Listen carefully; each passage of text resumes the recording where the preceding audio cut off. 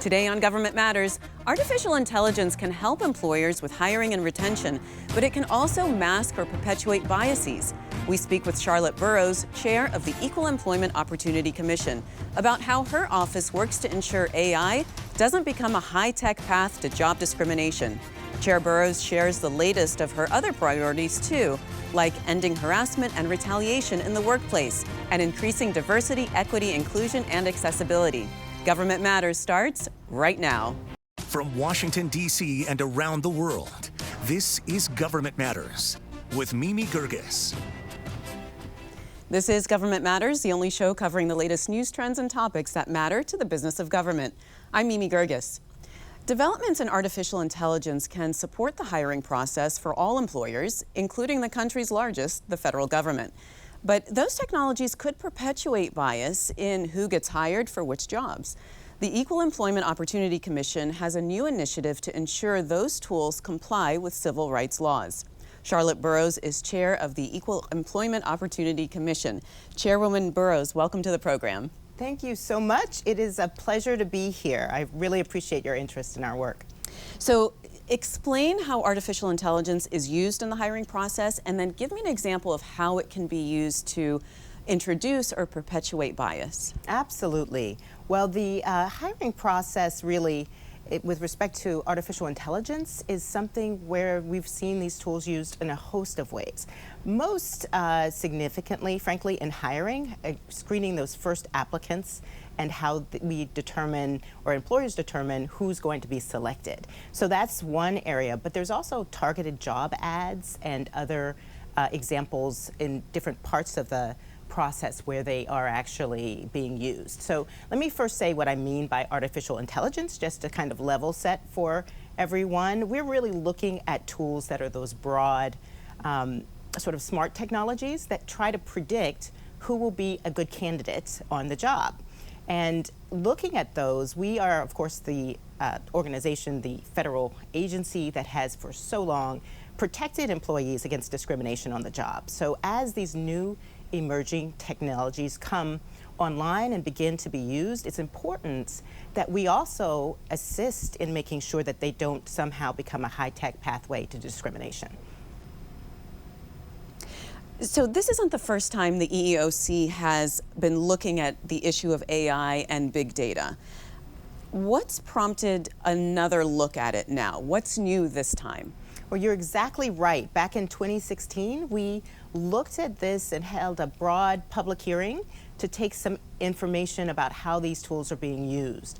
What has changed is that right now we've got 83% of all employers in the U.S. using some form of artificial intelligence in their hiring processes. And within actually the Fortune 500, that's about 90% according to one report. So we really can see that even in those few years, it's exploded in terms of the ubiquity, if you will, just everyone is looking at this. But do we know that it's introducing bias, or do we just fear that it could introduce bias? It's an excellent question. Unfortunately, we have seen very clear examples of this, and there's one that's been very widely reported. I won't name check anyone, but you can all check it out on the internet, where there was an attempt by a tech company to create one of these AI technologies to actually select its own workforce. And what they were doing was just to take their last resumes of their best folks over the last decade, let's say, and they trained the tool using those folks. Well, it turned out that most of them were white men. And they found that no matter what they did, there continued to be bias introduced where women were downgraded. And very specifically, if you had the word women's in your resume, so say you wrote, I was the captain of the women's basketball team, right? Or there were actually a couple of names of women's colleges, you were automatically downgraded because the existing population didn't have those things on their resumes. And so what it was really selecting for was a mirror of the demographics that they had. Now, obviously that doesn't have to happen, but it can. And there have been other examples as well.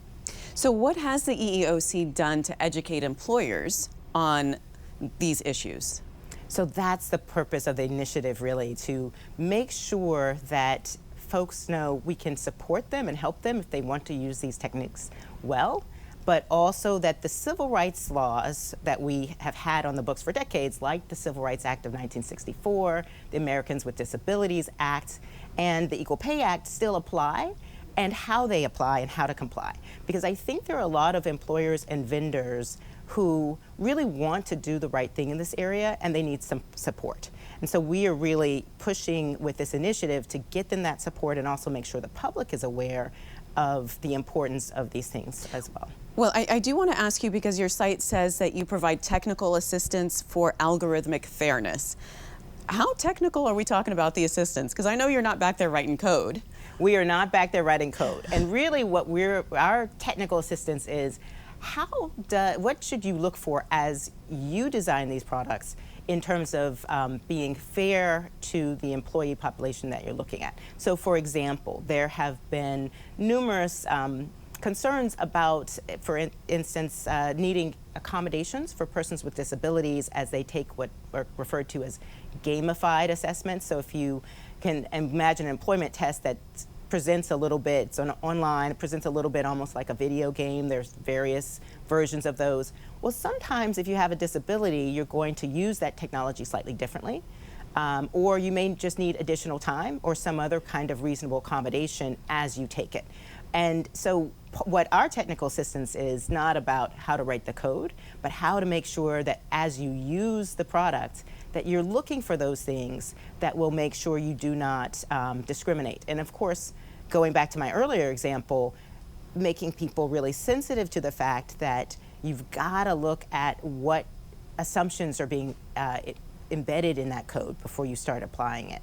Well, speaking of assumptions, because there's a role for vendors here as well. So what guidance do you provide them? So we're just at the beginning of working to, through listening sessions and discussions with experts to figure out exactly what they most need. So we haven't put that guidance out yet. I'm hoping, and this is one of the things that came out of the 2016 hearing, is that we really need to be out there with some best practices to assist in this. And that is exactly what I think where our sweet spot is, where we can be helpful as the federal government. All right, well, Charlotte, we're going to take a pause right here, and then we'll come back and continue our conversation. Okay, thanks so much. Coming next, we continue our conversation with Chair Burrows about her priorities for the EEOC. We'll be right back.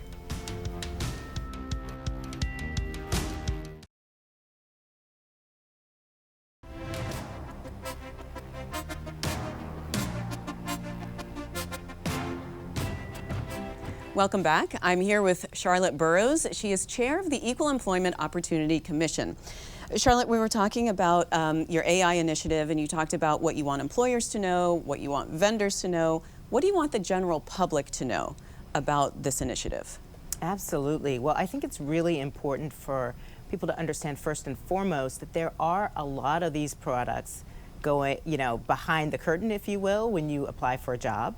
And if you are someone who thinks that you have a disability, you see one of these gamified assessments or something of the like, you should and can ask for a disability, and it's a requirement, or disability accommodation rather. And it's a requirement, if it's a reasonable accommodation, that you be provided that extra time or whatever it is. But the reality is, a lot of times there's no way for individuals to know about that. And so they should, if they think that they've gotten sort of an online application that asks, for instance, insists that you give your birth date, let's say, and you can't get past to the next screen without putting that in, or the date of graduation from college, which can be a proxy for age, and they're concerned about that may lead to them being screened out, they can obviously call us, and the EEOC is the place, if you think that there may be discrimination, to reach out. We're online, we're on the phone, send us however you want to get to us. But we want to hear about these things, because only as we see them in the aggregate, then we're able to really figure out where the problems are. And the same goes if you receive an ad that may seem to you strange. So for instance, there was a widely reported example of ads going out that really sort of seemed to focus on, I'm not quoting here, but something like, hey, you're getting this ad because you're a young professional in XYZ area, right? Obviously, that has implications for the Age Discrimination and Employment Act, which we also enforce. And it's important for folks who might get that to feel free to reach out to us as well. Well, so following up on reaching out to you, I'd like to get an idea of what the process is. What if somebody just in general feels that they've been discriminated against in the workplace, or how do we go through that entire process with the EEOC? Sure, that's an excellent question. So first of all, with respect to our laws, we enforce those laws that prohibit discrimination in employment or in applications based on race, national origin, sex, religion, color, which is becoming more and more of an issue actually, age, disability, and genetic information. So, and within sex, I should be clear, that includes pregnancy discrimination. It includes discrimination based on sexual orientation and also gender identity. So with respect to reaching us, we are actually responsible for taking charges of discrimination.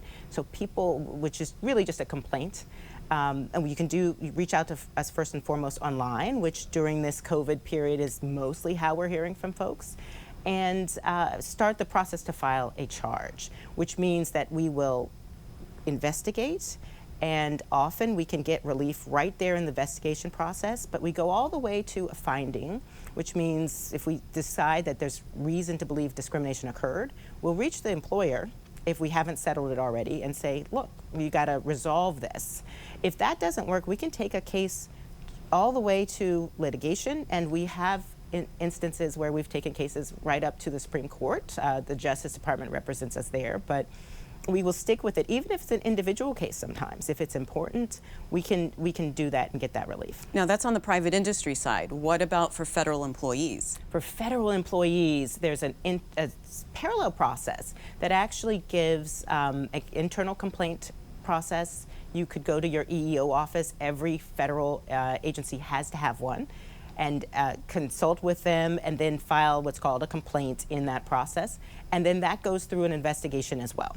And it can be appealed up to the full commission. There's 5 of us appointed by the president and confirmed by the Senate. And so we, ultimately can make that decision as well. But if you don't like it, there's also a process by which you can file a suit in federal district court. But most of the time, I think that's we're able to resolve it internally. So I want to ask you about retaliation, because that's a big issue. Somebody says, look, I've got a grievance, or I've been treated unfairly, I've been discriminated against, and all of a sudden their employer starts treating them differently. Right, and that is ultimately a huge issue for us, not only because that's 60% almost, 56% to be exact, of all the private sector complaints we get have some form of retaliation. So it's a huge part of our inventory, and it's also a really big problem in the federal workforce as well. So we take it incredibly seriously. And all of our laws, you also can file a charge regarding the retaliation, even if the underlying, we don't find that there was an underlying problem of, say, sex discrimination. We might find that the retaliation, that was real, and that is just as serious a problem. We will take those cases to court as well, if we need to. And in the federal government, you can appeal those and get relief. So what we have done actually recently, because it's such a big deal, is to join with the Department of Labor, specifically the Wage and Hour Division and the National Labor Relations Board, because they've got huge dockets on this. This is a really big problem. To have an initiative to educate employers, we rolled that out in November and sat down with a large group of employers, virtually, of course, given the conditions, just to talk about the issues that we're seeing and to make sure that they understand that this is going to be a top priority for all 3 agencies. But you're absolutely right. This is something that we have to continue to focus on. Okay, well, another quick break right here, and then we'll come back and finish our conversation. Coming next, we wrap up our conversation with the chair of the EEOC, Charlotte Burrows. We'll be right back.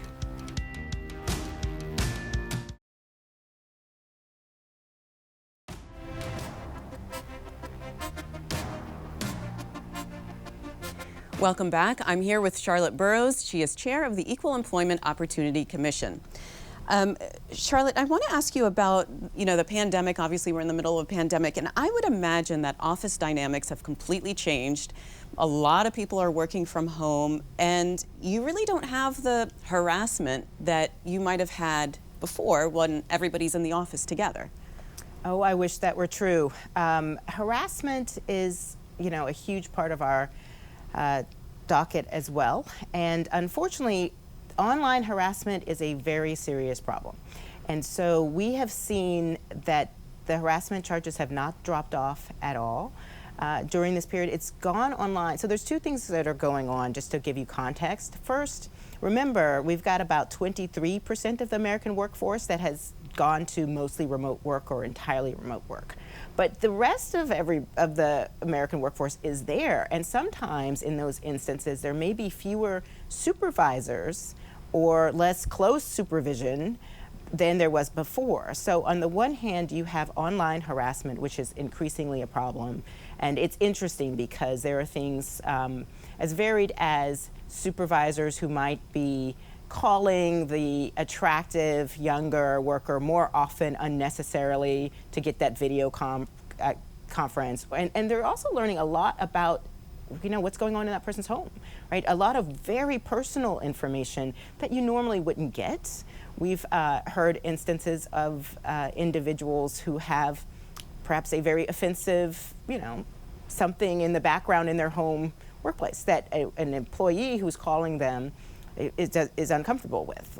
Or you're taking Zoom in your bedroom because that happens to be where you're working, or yeah. Exactly. So you would think that wouldn't be an issue online, but it actually is a quite significant problem. And so we're seeing it in both areas, unfortunately, and are very vigilant about that. There's a White House executive order on diversity, equity, inclusion, and accessibility. Yes. It's a big push by the administration. What's your office doing to advance those goals? Absolutely. So thank you for the question. We are very excited about this because if you think about it, the opposite of a employment situation where we have to get involved is an employer where you have really valued diversity, equity, inclusion, and accessibility.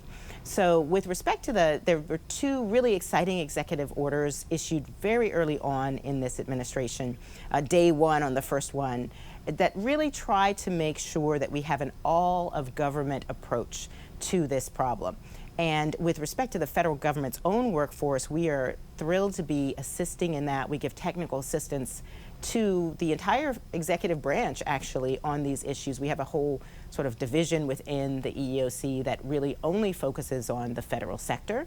And we are assisting in that way as well. But the idea is to really make sure that America fields the best team, that we have the best talent here. And you can do that by making sure that everyone has the opportunity to apply, to advance. So we're really looking in detail at those issues. You mentioned that the EEOC has 5 commissioners appointed by the president, confirmed by the Senate. How do you all work together in the sense of how do you coordinate with other federal agencies to get the work done that you need to do? So it really depends on the issues. But yes, there are 5 of us. It's exciting to have a full commission. And we, depending on what we're doing on the policy issues, we come together. Sometimes we come together in a public way, like the hearing I was talking about earlier, or internally. And we have to do that carefully because under the Sunshine Act, we can't all gather in a room without announcing it to the public, but and work cooperatively with the other agencies, but really sort of think about the policy internally. And most of that, our office sort of runs point with the rest of the administration so that we stay coordinated. And so for some of these things, we are really looking at all of the other federal leaders that have equities in this and working cooperatively.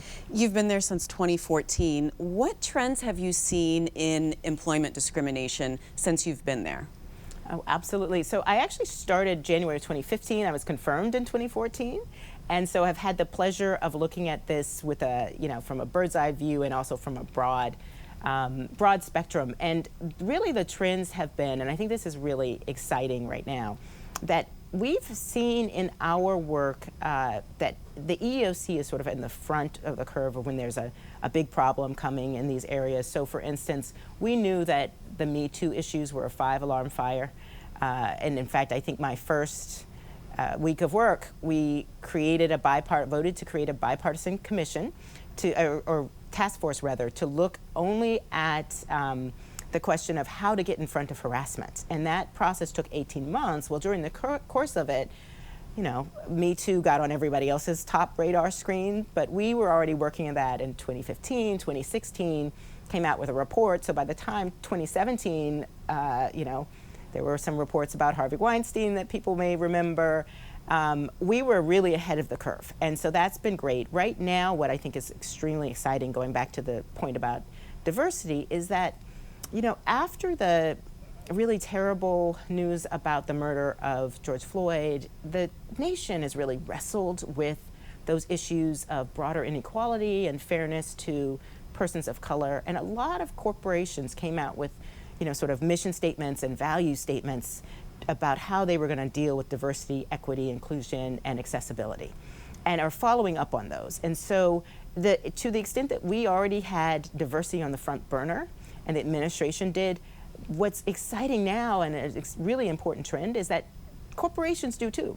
Other organizations do too. So interestingly enough, we really have that synergy now, and I think it's going to be exciting. You're going to be hearing a lot more about us. No big announcements right now, but a lot more from us about this issue in the coming weeks and months. Well, there's a lot more to talk about, but we're out of time. Chairwoman Burrows, thank you so much for being on the program and coming in. Thank you. It's been a pleasure.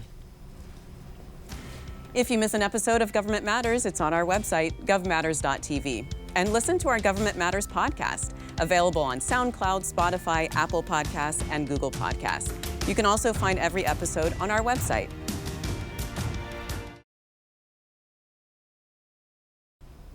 That's the latest from Washington. Join me weeknights at 8 and 10:30 on WJLA 24/7 News and Sunday mornings at 10:30 on 7 News to stay plugged in on issues that matter to the business of government. Thanks for watching. I'm Mimi Geerges.